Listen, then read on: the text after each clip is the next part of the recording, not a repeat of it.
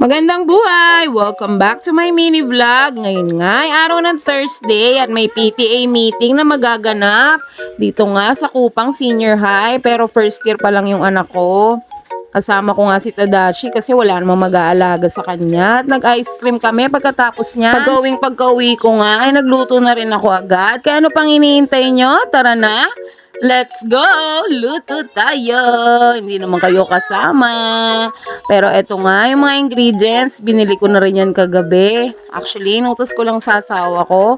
Buong araw akong hindi lumabas kahapon. Ewan ko ba, napaka-busy ko.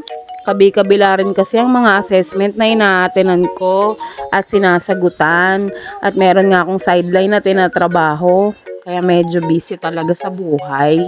Pero buti nga nasisingit ko pa na mag-update ng ganito. O diba, nagkautang na loob pa kayo sa akin. Eme lang. At alam nyo naman na maiksi lang ang video na to. Kaya bago matapos to, papaalalahanan ko lang kayo ulit at paulit-ulit na huwag nyong kalimutang magdasal.